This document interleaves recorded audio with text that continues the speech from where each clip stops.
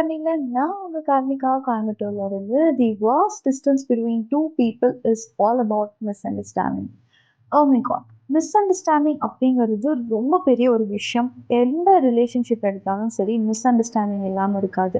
அவங்க family, friends, relatives, working professionals எல்லாத்துக்கிட்டையுமே miss understanding அப்படிங்கிற ஒரு விஷயம் இருந்துகிட்டே தான் இருக்கும்.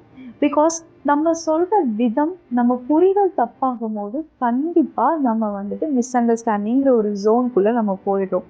ஒரு இன்சிடென்ட்னாலேயே வந்துட்டு நம்ம it's kind of a chain of loop. நம்ம ஒவ்வொரு தடவையும் அந்த பர்சன் கிட்ட பேசும்போதும் சரி, ஒரு விஷயம் கொலாபரேட்டிவாக பண்ணும் போதும் சரி, நம்மளோட தாட் ப்ராசஸ் இல்லை அவங்க இப்படி தான், அவங்க இந்த மாதிரி தான் ரியாக்ட் பண்ணுவாங்க அப்படிங்கிற ஒரு அசம்ஷன்ஸை நம்ம ஆட்டோமேட்டிக்காக நம்ம தள்ளப்படுறோம். எதனாலன்னு கேட்டால் மெயின் ரீசன் இந்த மிஸ் அண்டர்ஸ்டாண்டிங்னால தான்.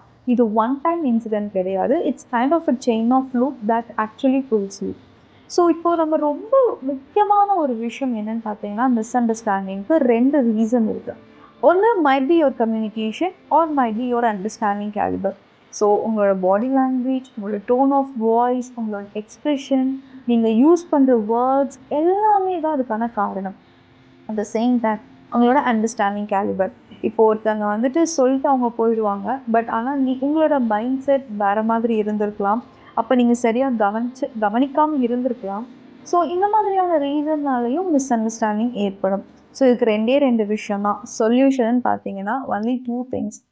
ஒன்று, so don't assume, better go and ask for it. இப்போ நீங்களாம் ஒரு விஷயத்த வந்துட்டு அஸ்யூம் பண்ணிக்க வேணாம். இப்போ ஃபார் எக்ஸாம்பிள் நிறைய பேர்த்துக்கு நடந்திருக்கும் இது. ஒரு simple text have been changed into a disaster. ஒரு மேபி உங்க பார்ட்னர் எடுத்துக்கோங்க. ஸோ மேபி அவங்க வந்துட்டு ஓகே, ஜஸ்ட் ஹாய், பாய்ன்னு சொல்லிட்டு ஒன் வேர்ட் ஆன்சர்லாம் அனுப்பிச்சிட்டு போயிருப்பாங்க. ஸோ அதுக்கு அடுத்து நீங்கள் என்ன பண்ணுவீங்கன்னா, you have started assuming.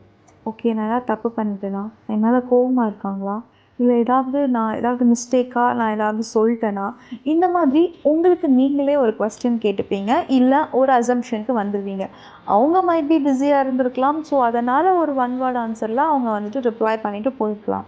So but அதையே வந்துட்டு நம்ம என்ன பண்ணுவோம், ஒரு அசம்ஷனை க்ரியேட் பண்ணிவிட்டு we are trying to misunderstand the complete situation. இதுதான் number 1 problem. So don't assume, better go and ask for it.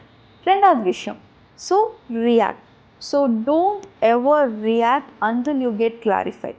நம்ம என்ன பண்ணுறோன்னா, உடனே ஒரு விஷயம், இப்போ நம்ம அதே டெக்ஸ்ட்டுக்கு நம்ம என்ன பண்ணுறோம், ஓகே இவங்க இவ்வளோ இந்த மாதிரி ரிப்ளை பண்ணுறாங்களா, ஓகே நானும் இப்படி ரிப்ளை பண்ணுறேன்னு சொல்லிட்டு ஒரு கோவமாக ஒரு எமோஜி அனுப்புறது, ஓகே சொல்லிட்டு நம்மளும் அனுப்புறது. So it doesn't look so mature to handle the miss understanding part. So இது என்ன பண்ணுன்னா, இன்னுமே உங்களோட மிஸ் அண்டர்ஸ்டாண்டிங்கை அதிகப்படுத்தும். So it's very important, don't ever react until you get clarified. So உங்களுக்கு ஒரு விஷயம் வந்துட்டு புரியலை, இல்லை உங்களுக்கு செல்ஃப் டவுட்டாக இருக்குது அப்படின்னா, better ask and get clarified. So இதுதான் 2 விஷயம்.